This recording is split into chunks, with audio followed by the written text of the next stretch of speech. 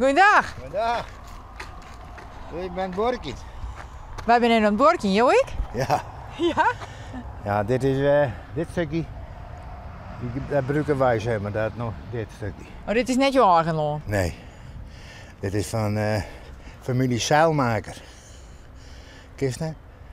Oh, spannend. Wist je dat ooit? Ja. Ja, dat weet niet ze. Oké.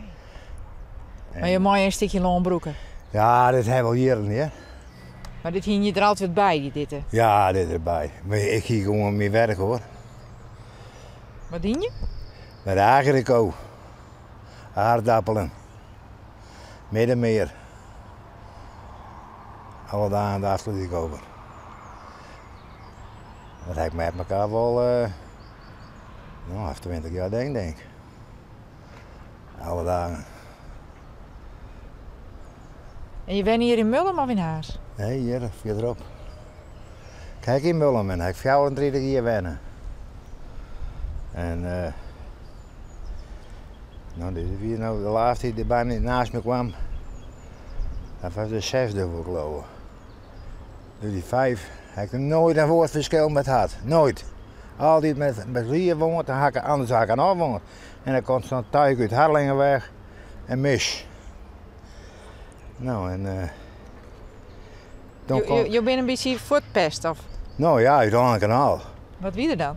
Nou, die sterke leven daarnaast en maar het werd hier midden in de nacht en ja, dat wie dat deugde niet. Ja, moet je niet zeggen, maar. En er kwam er een bij me, hij zei, dat wist altijd naar buiten uit wonen. Ik zei, ja. Wil ik nog een huisje krijgen? Ja, ik zei. En dan kwam een vent bij me. Hij zei, heb ik een mooi huisje voor die. Die vrouw was overleden. En nou, ik zei, zeg het maar. Nou, hij zei, gewoon 34. Ja, ik zei, best gekje. Ik zei, ik ben 77 jaar. Ik zei, dan weet ik nog 74. Ik zei, dat ben ik niet dan. Ik zei, niet in de schuld.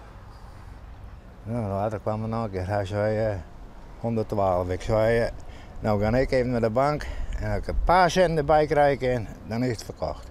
Nou, het is allemaal klaar. En bevalt het? Best. Ah, jongen. Ja, je mist het dorp net? Nee, nee.